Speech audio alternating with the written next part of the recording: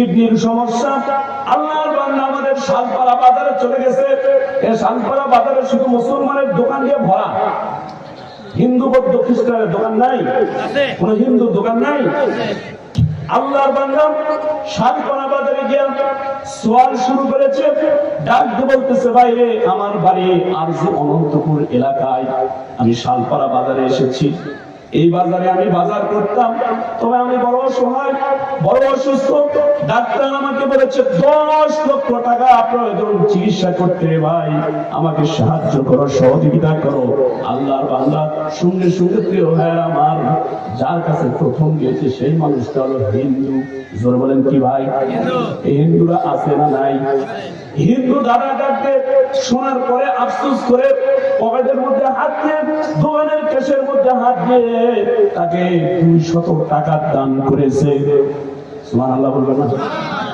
200 টাকা দান করেছে। আল্লাহর বান্দা অসুস্থ, মনটা তার খুশি হয়ে গেছে। পাশের দোকানে গেছে, পাশের দোকানদার হলো আমাদের মুসলমান ভাই।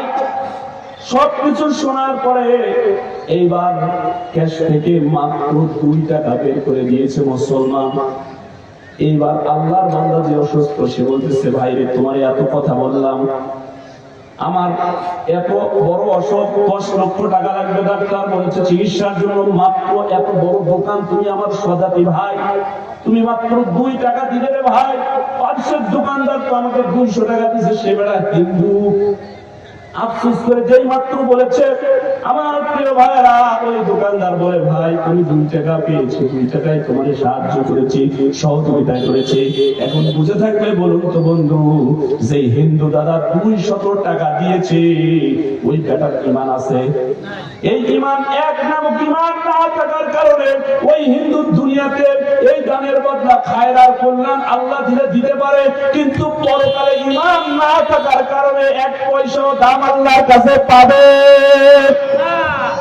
আমার প্রিয় ভাইরা, কিন্তু পাশের দোকানদার মুসলমান যে 2 টাকা দান করেছে, ওই আল্লাহর বান্দার ঈমান নামক দৌলত থাকার কারণে, এক নামক ঈমান ঠিক থাকার কারণে ওই 2 টাকার সওয়াব আল্লাহর কাছে পাবে কিনা? শুধু পাবে না, আল্লাহর নবী বলেন, আখলিস দীনাকা ইয়াকফিকাল আমালুল কলিল। যখন আল্লাহু আকবার। নবীজি বলেন, ঈমান যদি মজবুত হয়, ঈমানটা যদি খাঁটি হয়, অল্প আমলই নাজাতের জন্য যথেষ্ট হয়। অল্প আমল দিয়ে আল্লাহ তোমাকে জান্নাতে প্রবেশ করায় দিবে। জোরে বলুন আল্লাহু আকবার। আমার প্রিয় ভাইরা, আমার প্রিয় বন্ধুগণ, তাহলে 1 নাম্বার ঈমান লাগবে। আল্লাহর কাছে প্রিয় হইতে হলে ঈমান মজবুত করতে হবে, ঈমান ঠিক করতে হবে। না হলে দান করি, সদকা করি, ওয়াজ মাহফিল শুনি, যা কিছু করি না কেন, ঈমান যদি ঠিক না থাকে, আল্লাহর কাছে ফলাফল 0। ফলাফল কি? আমার প্রিয় ভাইরা, আল্লাহর কাছে ফলাফল কি হবে? 0। সওয়াব পাওয়া যাবে